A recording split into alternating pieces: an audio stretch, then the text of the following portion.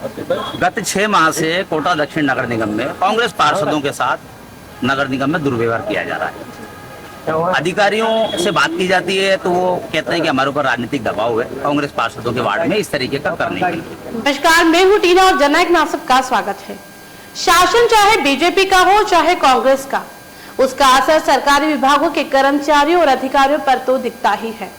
इसका असर अब नगर निगम के अधिकारियों व कर्मचारियों पर भी देखने को मिल रहा है। ये बात कोटा नगर निगम दक्षिण के कांग्रेसी पार्षदों ने भी साबित कर दी है। नालों की सफाई करवानी हो या फिर श्वान पकड़वाने हो या सफाई व्यवस्था दुरुस्त करवानी हो, इस पर भी राजनीतिक खेला हो ही जाता है। दरअसल कांग्रेस पार्षदों को लंबे समय से कई परेशानियों का सामना करना पड़ रहा है, जिस पर सरकारी काम करने के लिए भी पार्षदों को कांग्रेसी होने का खामियाजा भुगतना पड़ रहा है। पार्षदों का कहना है कि अगर हम किसी काम के लिए निगम अधिकारियों के पास जाते हैं तो जनता से जुड़े हुए कामों को कांग्रेसी कार्यकर्ता होने की वजह से रुकवा दिया जाता है, और जब इसकी वजह पूछी जाती है तो अधिकारी हमारे बस का नहीं होने की बात कहकर टाल देते हैं या फिर यह कहते हैं कि हम पर राजनीतिक दबाव है।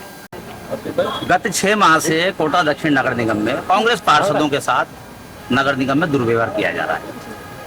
अधिकारियों से बात की जाती है तो वो कहते हैं कि हमारे ऊपर राजनीतिक दबाव है कांग्रेस पार्षदों के वार्ड में इस तरीके का करने के लिए। जो टेंडर विधानसभा चुनाव से पहले हो गए थे, वार्डों में काम चालू हो गए थे, उन कार्यों को रोक दिया गया। जो टेंडर प्रक्रिया में थे, वर्क ऑर्डर प्रक्रिया में थे, उन कामों को रोक दिया गया।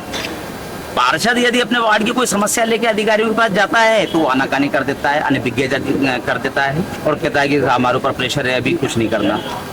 महिला पार्षद हमारी खड़ी हुई है, इनके प्रतिनिधि के तौर पे इनके पति या इनके बेटे या इनके भाई अगर वार्ड की समस्या लेके कमिश्नर के पास जाते हैं तो उन्होंने गेट लगवा लिया है कि साहब पार्षद का प्रतिनिधि कोई अलाउड नहीं होगा, जबकि ये परंपरा मिलना नहीं चाहती आयुक्त मैडम। इससे पहले कभी भी नहीं हुआ, ये बात कभी पहले रखी नहीं गई कि पार्षद हस्बैंड से नहीं मिला जाएगा।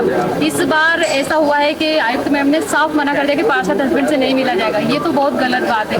हर छोटी मोटी चीजों को लेकर पार्षद, जैसे पार्षद लेडीज है तो जांच थोड़ी ना सकती है ना, कोई छोटी मोटी चीजों को पार्षद हस्बैंड को ही भेजा जाता है। काफी सारी चीजें वार्ड की बहुत सारी समस्याएं रहती है जो पार्षद हस्बैंड को फेस करनी पड़ती है, क्योंकि डेली लेडीज घर से बाहर जा नहीं सकती। वार्ड के सभी जन कैसे हैं कैसे नहीं, सबको एकदम से जेंट्स लोगों को फेस नहीं कर सकती। ये बात मैडम समझने को बिल्कुल तैयार नहीं है। मैडम ने साफ मना कर दिया कि मैं पार्षद हस्बैंड से नहीं मिलूंगी। तो मैं उनसे सख्त नाराज हूँ। ये मैं कहना चाहती हूँ कि आप इस माध्यम से कि भाई मैडम को थोड़ा समझना चाहिए कि भाई मिलना चाहिए, पार्षद हस्बैंड से मिलना चाहिए। अगर इस तरीके के ये नियम बना रहे हैं कि महिला पार्षद के पति शामिल नहीं होंगे कार्यों में, तो फिर क्या महिला पार्षदों का क्या ये खत्म कर देंगे पद? ये करना चाहते हैं, पद खत्म करना चाहते हैं, बस यही है।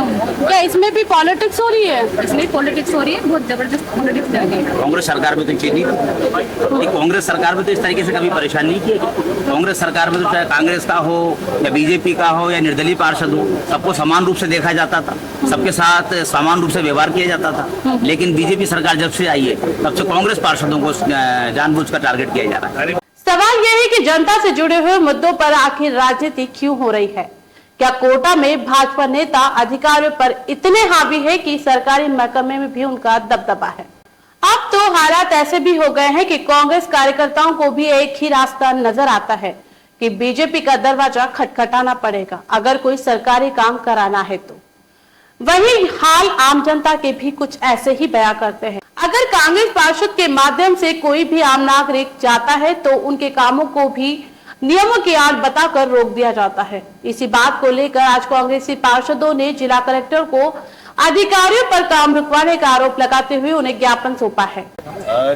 जब प्रदेश के अंदर गत सरकार कांग्रेस की थी तब उस समय पे हमारे जो पूर्व मंत्री हैं, स्वायत्त शासन मंत्री शांति कुमार धारीवाल, उनके द्वारा पूरे कोटा शहर के अंदर विकास की एक बहुत बड़ी गंगा बहाई गई थी। बहुत अच्छा विकास कराया गया था और बेशक कोटा की जनता ने ये देखा कि वास्तव में काम होता कैसे, कार्य होते कैसे, चाहे वो किसी प्रकार का काम हो। पर जब से प्रदेश में बीजेपी की सरकार आई है तब से हम ये मान के चलते हैं और जनता इतनी परेशान हो रही है कि जो चलते काम है, जो रोजमर्रा की जो समस्याएं हैं, उन समस्याओं का भी समाधान जो है नगर निगम नहीं कर पाता। जब से ये अधिकारी जितने भी लगे हुए हैं, आप जैसे कि आप ये मान के चलें, जैसे जो जानवर जो होते हैं जिनसे आए दिन कई सारी घटनाक्रम होते हैं, एक्सीडेंट्स होते हैं, उन जानवरों को उठाने का ठेका इन्होंने बंद कर दिया। जो मृतक जानवर जो होते हैं, कहीं पे अगर कोई जानवर, बड़ा जानवर मर जाता है, उस जानवर को उठाने का ठेका इन्होंने बंद कर दिया। बंदरों का आतंक अक्सर पूरे शहर में होता है, कई जगह पे उनके द्वारा लोगों को नुकसान पहुंचाया जाता है, चोटिल किया जाता है। बंदरों को पकड़ने का ठेका इन्होंने बंद कर दिया। तो कुल मिला के जो व्यवस्थाएं जो चलती आ रही थी, अभी जैसे नालों की सफाई की बात है, जैसे छावनी क्षेत्र के अंदर एक ऐसा नाला है जहां पर हर वर्ष एक अलग से टेंडर होता है, उसकी व्यवस्थित तौर पर उसकी सफाई लेबर के माध्यम से होती है। उस नाले पे जेसीबी, बड़ी जेसीबी, छोटी जेसीबी नहीं जा पाती है। तो अब हमारे अधिकारियों का ये तर्क है कि भाई ये काम नहीं कराना है, मतलब नहीं कराना है, इसके पीछे कोई लॉजिक भी नहीं होता। और हमें ये लगता है कि ये इतने अनप्रैक्टिकल है कि जो समस्या है, कम से कम समस्याओं का समाधान करने की जिम्मेदारी इनकी है।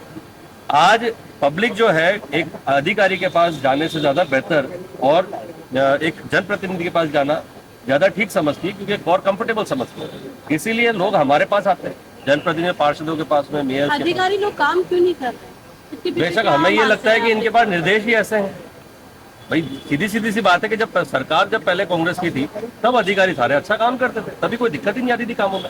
अब जब से सरकार बदली है, तब से आप देखिए, आप दिसंबर से लेकर अभी तक का एक बार निगम का सारा हम आपको डॉक्यूमेंट दे सकते हैं। एक एक चीजें इन्होंने बंद कर दी। नगर निगम दक्षिण अपने आप में पूरे राजस्थान के अंदर एक ऐसा संस्था थी जहां पर, ये दूसरी संस्था है जहां पर कुत्तों को पकड़कर उनको स्टेरिलाइज करके जो है एक श्वानशाला हमने यहाँ पे निर्मित की थी इस बोर्ड के अंदर। आप ये देखिए कि हमारे अधिकारी ऐसे हैं कि एक तरफ तो आचार संहिता लगने वाली होती है और वो जो है उन कुत्ते पकड़ने वाले टेंडर को जो है ब्लैकलिस्ट कर देते हैं, जबकि राजस्थान के अंदर ऐसी कोई फर्म नहीं है जो एलिजिबल हो इस प्रकार के काम को करने के लिए। तो फर्म आती है, पुणे से फर्म आती है, और उस पुणे बाहर की फर्म को आप लोग ब्लैकलिस्ट कर देते हैं सिर्फ अपना एक ईगो सेटिस्फाई करने के लिए। तो इससे सीधा सीधा दिख रहा है कि भाई इनके पास निर्देश या तो ऐसे हैं कि भाई आप नगर निगम को, जो कांग्रेस का बोर्ड है, कांग्रेस के पार्षद हैं, इनकी छवि को धूमिल करने के लिए आप ऐसे कार्य कर रहे हैं जिससे पब्लिक के सामने जो है इनकी छवि खराब हो जाए। मतलब पॉलिटिक्स खेल खेला जा रहा है डिपार्टमेंट में। बेशक ये पॉलिटिक्स ही है। अब जब से ये जो नई सरकार आई है, तो ये इनसे काम तो होना नहीं। ये लोग रिव्यूज के नाम पे काम कर रहे हैं, पट्टे ये लोग दे नहीं पा रहे, सफाई ये लोग कर नहीं पा रहे, अतिक्रमण ये रोक नहीं पा रहे। तो कुल मिला के पॉलिटिक्स है। आज यहाँ पर हमारे कांग्रेस का बोर्ड था, तो हमारी छवि खराब करने के लिए इस तरीके से कार्य कर रहे हैं लोग। वही उन्होंने चेतावनी भी दी है कि अगर 2 दिन में काम नहीं हुए तो पार्षदों द्वारा अनिश्चितकालीन धरना दिया जाएगा। तो आप ऐसा देख रहे हैं जननायक, देखते रहिए जननायक और पढ़ते रहिए जननायक। और अभी तक आपने हमारा चैनल सब्सक्राइब नहीं किया है तो कर ले, ताकि आने वाली हर खबर आप तक सबसे पहले पहुंच जाए। नमस्कार।